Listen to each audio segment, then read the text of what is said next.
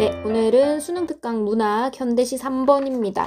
여러분 교재 87쪽부터고 우리 문제는 89쪽 3번 보기 박스 먼저 읽어보도록 하겠습니다.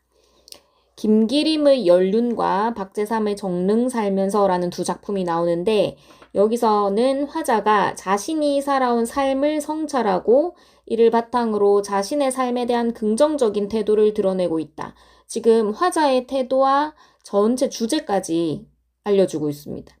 특히 두 작품의 화자는 이러한 자신의 인식과 정서를 드러내기 위해서, 그러니까 주제를 드러내기 위해서 자연물과 다양한 감각적 이미지, 우리 그 김기림 작가도 모더니즘의 대표적인 작가입니다. 그래서 감각적 이미지를 많이 사용하고 상징적 시어 등을 적극적으로 활용하고 있다는 점이 공통점이지만 자신이 지향하는 삶의 태도와 세계를 드러내는 방식에서는 상이한 특징을 드러내고 있다. 그래서 두 작품의 주제나 화자의 정서 측면에서 비슷한 점이 있고 표현상의 특징에서도 공통점이 있지만 또 차이점도 있다. 요것을 한번 잘 살펴보세요 하는 보기 내용이었습니다. 자, 그러면 시를 한번 살펴볼 텐데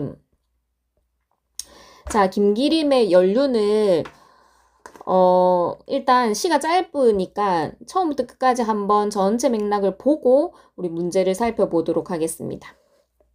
연륜이라고 하면 우리 좀 나이가 들고 세월이 흘러서 어떤 경력이 쌓인 것, 그리고 그 경험이 많아진 것, 그 시간들, 이런 걸 연륜이라고 하기도 하고, 이 나무의 단면을 탁 자르면 그 세월만큼 이렇게 둘러져 있는 그 나이테를 연륜이라고 하기도 하는데, 자, 이 시에서 이 연륜이 어떤 의미를 나타내는지 한번 같이 보도록 하겠습니다.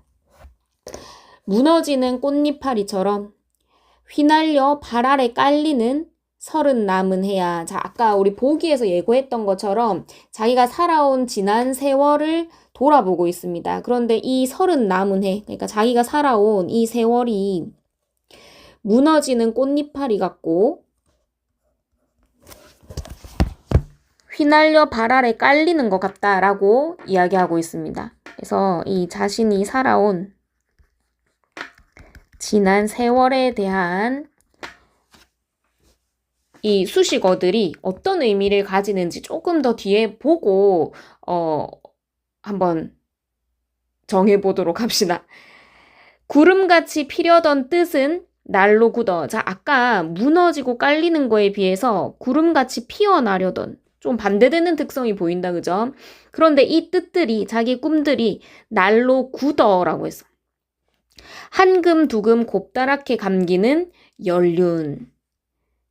자, 여기까지 봤을 때 이 연륜을, 이 자기가 살아온 세월을 돌아보면서 긍정적으로 보는 건지 부정적으로 보는 건지 얘기할 수 있어야 됩니다. 설명할 수 있어야 되는데 조금 더 뒤까지 읽어보고 우리 전체 맥락에서 한번 살펴보도록 하겠습니다. 갈매기처럼 꼬리 떨며 사높인 바다에 내려앉은 섬으로 가자. 자, 우리 시에서 서술어가 어디로 가자라는 거는 요 섬이라는 이 장소가 자기가 지향하는, 가고 싶은 장소라는 겁니다.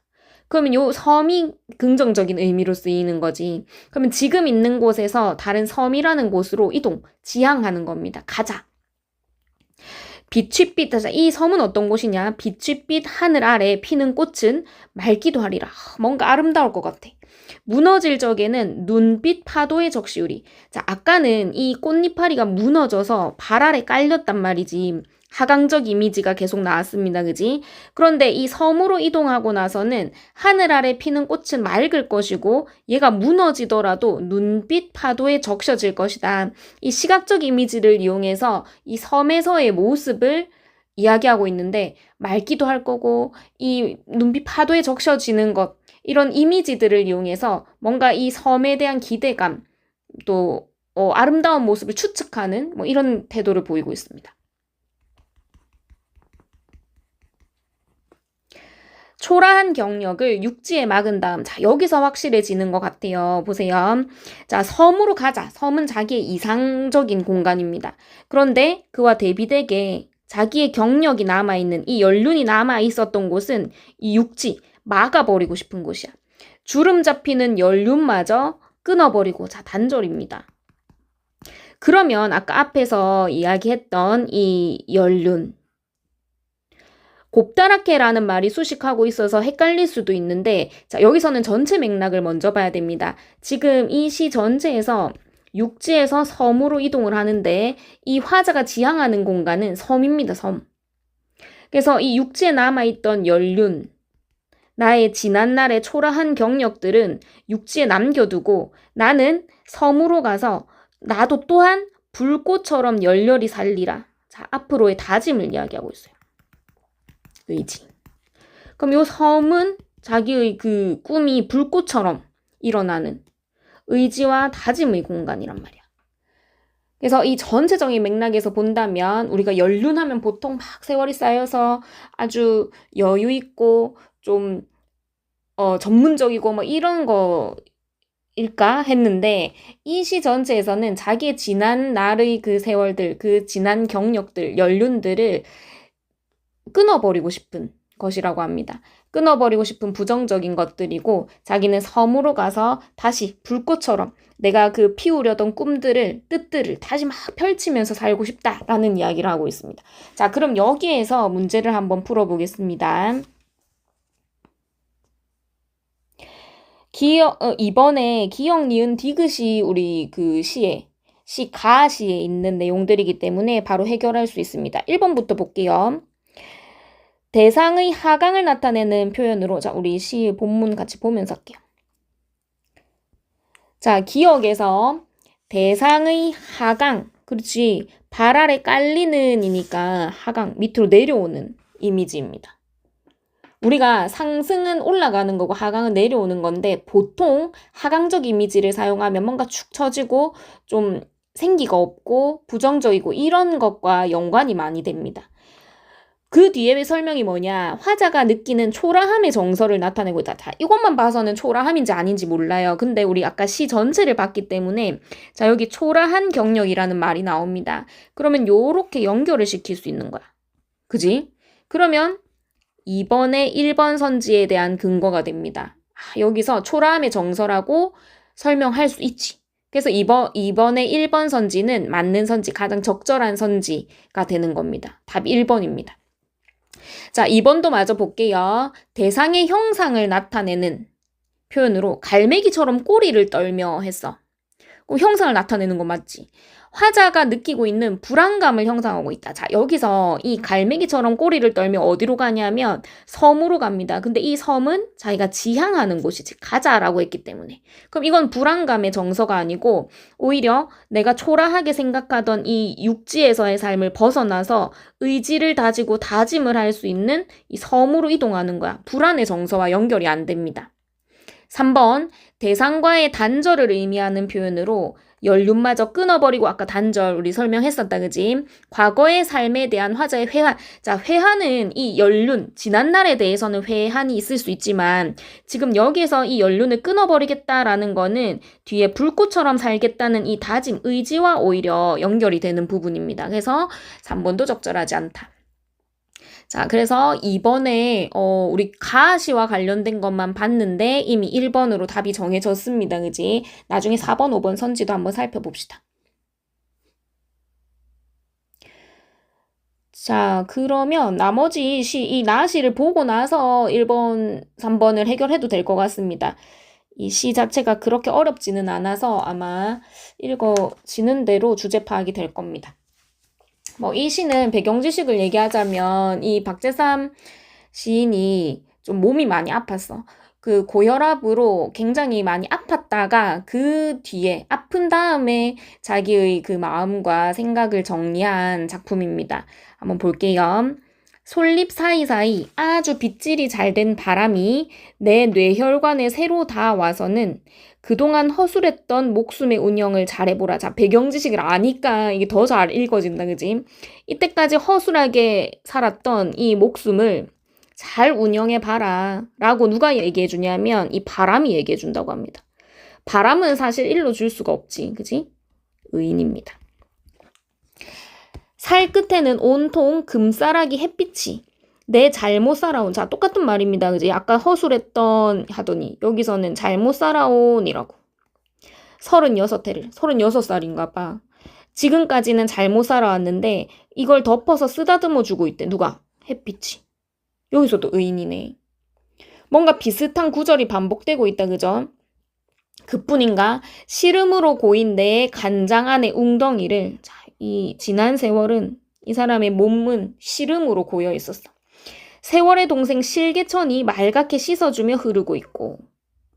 자, 그러면 이 대응하는 애들 보세요. 바람, 햇빛, 실개천 전부 다 이 자연이잖아. 이 자연이 자기에게 뭔가 메시지를 계속 주고 있다는 거야. 너 지금까지는 건강관리 안 했지. 너 이렇게 허술하게 잘못 살아왔지. 이제 다시 살아봐봐. 이렇게. 친구여. 사람들이 돌아보지도 않는 이 눈물나게 넘치는 자산을 혼자 아껴서 곱게 가지리로다. 사람들은 보지도 않는 이 자산이라는 게 뭘 말하는 걸까? 앞에서 이야기했던 나를 보듬어주고 일러주고 쓰다듬어주고 맑게 씻어주는 것들 이겠죠. 그래서 혼자 아껴서 곱게 가지리로다. 이제는 다르게 한번 살아봐야겠다라는 그 태도를 보여주는 시였습니다. 그렇게 뭐 어렵지 않죠. 그러면 아까 하던 거 마저 해볼게. 2번에 4번 한번 보세요. 대상에 대한 주관적 인식이 드러난 표현으로 주관적 자기의 생각 일러주고 있고, 이거는 바람이 말할 수 없는데 사람인 것처럼 나타내는 거니까. 근데 대상에 대한 화자의 태도 변화, 이거는 태도가 변한 건 아니었습니다. 그지? 자, 5번 대상에 대한 과장된 인식이 드러난 표현으로 눈물나게 넘치는. 과장이라 볼 수 있나? 과장이라 치고 미래 상황에 대한 화자의 기대감. 자, 이거는 기대감이라기보다 자기의 삶에 대한 성찰과 앞으로의 삶에 대한 태도, 다짐을 이야기하는 거지. 그래서 정답은 아까 우리 하긴 했던 것처럼 이번에 1번입니다. 자, 나머지도 한번 볼까요? 1번. 가와 나에 대한 설명으로 가장 적절한 것은 1번부터 가는 나와 달리 가와 나 각각을 한번 봅시다. 특정한 부사어를 사용하여 시상을 전환하고 있다. 일단 둘 다 시상이 바뀜. 시상이라는 거는 시를 쭉 이어 내려오는 흐름인데 흐름이 갑자기 변하거나 주제가 중간에 전환되거나 한 부분이 없었습니다. 가에도 시상 전환 없고 나에도 시상 전환 없고 부사어는 곳곳에 쓰이지만 시상 전환 자체가 없었습니다. 2번. 동일한 어미를 반복하여. 자, 어미 반복은 있었잖아. 가에서도 어미가 하리라, 살리라 이런 어미 반복이 있었는데 열렬히 살리라 이거는 의지 강조 맞는데 말기도 하리라 이거는 의지라고 볼 수가 없죠. 추측하는 겁니다. 그지? 그 다음에 나에서도 반복되는 게 있어요. 뭐뭐 하고 있고 이거 어미 반복되는데 이게 의지라고 볼 수 없습니다. 그지? 그래서 안 된다. 그 다음에 3번 인격을 부여하여 화자의 친근감을 드러내고 있다. 이거는 너무 확연히 아까 나에서 의인화가 많이 됐었고 가에서는 인격 부여 없었습니다. 4번 점층적 시상전개는 점점점 뭔가 크게 점점점 강하게 있어야 되는데 이거 나에서도 가에서도 없었습니다. 공간의 이동을 중심으로 화자의 변화하는 심리. 공간의 이동도 없었습니다. 그래서 답은 가장 적절한 거 3번입니다. 그지? 가와 달리라고 나와 있으니까. 나에서는 가와 달리 대상의 인격을 부여하여 화자의 친근감을 드러내고 있다. 이게 맞는 선지가 되죠. 정답 3번입니다. 자, 그 다음 3번의 선지 한번 봅시다. 1번부터 가의 꽃잎파리, 구름은 지나온 삶에 대한 화자의 회한을 나타내기 위해 활용한 자연물이고, 그치? 앞에 꾸며주는 말들 보면 무너지는 꽃잎파리처럼 자기의 인생, 지나온 세월을 얘기했고 구름같이 피려던 뜻이 있었지만 얘가 굳어졌다라는 내용을 얘기할 때 여기서는 회한을 나타내는 거 맞죠? 나의 웅덩이는 자 어떤 웅덩이였냐면 시름으로 고인 내 간장 안에 나의 이 간과 장 안에 웅덩이라고 했어. 그러면 고달팠던 삶의 여정이라고 볼 수 있겠죠. 아까 우리 이거 세모로 표시했었다, 그지? 맞는 말입니다. 2번, 가의 화자는 30 남은 애를 초라한 경력이라고 언급함으로써, 이건 전체 흐름을 같이 아까 연결해서 봤었고, 우리. 나의 화자는 36해를 허술하고 잘못 살아온 것이라고 표현함으로써 자신이 살아온 삶을 성찰하고 있군. 이것도 아까 다 설명했던 거. 자, 3번. 가는 산 높인 바다에 있는 섬이라는 상상 속 자연 공간을 통해 화자의 지향, 아까 섬이 지향하는 공간이다 했었고, 나는 바람, 햇빛, 실개천 이 자연물들을 통해서 화자 삶을 인식하는 화자의 긍정적인 태도를 드러내고 있군. 자, 이제 이 자연과 함께 더불어서 살겠다 하는 얘기나 자연 속에서 이제 삶의 위안을 얻은 거지. 4번. 가의 화자는 가자 또한을 통해 자신이 지향하는 세계를 타인에게 확장하려는 태도. 자, 타인에게 확장한다기보다 여기서 가자라는 거는 스스로에게 이야기하는 거지. 스스로 독려하는 겁니다. 또한은 뒤에 맨 마지막 부분에 나온 거잖아. 또한 불꽃처럼 열렬히 살리라. 자기에게 얘기하는 거, 자기 의지를 얘기하는 겁니다. 그래서 타인에게 확장하려는 태도로 보기는 힘들다. 뒤에 거는 나의 화자는 사람들이 돌아보지도 않는 혼자라는 표현을 통해, 자, 돌아보지도 않는 혼자. 이거는 자기가 지금 경험하고 있는 그 자연들, 그 자연물들을 이야기하는 거잖아. 그러면 요거는 가능할 것 같습니다. 그치? 앞에 게임이 틀렸기 때문에 답은 4번. 5번. 가는 빛취빛, 눈빛의 시각적 이미지, 색채의 이미지를 통해 대상에 대한 화자의 긍정적인 태도, 이 섬에 있는 모습이었잖아. 섬 자체가 긍정적인 대상이기 때문에 가능합니다. 나는 금싸라기 말갛게 드러난 시각적 이미지를 통해 자신의 삶에 대한 화자의 긍정적인 태도, 이것도 가능하죠. 그래서 답은 4번입니다. 그래서 요 시 두 편 봤는데 일단 우리 시를 읽을 때 너무 한 단어에 집착하기보다는 전체적인 일단 흐름과 맥락, 단어와 단어 사이의 관계를 좀 파악한 뒤에 세부적으로 들어가면 이 전체 주제나 전체에서 긍정, 부정 나누는 거 쉽게 파악할 수 있습니다. 자, 여기까지 하겠습니다.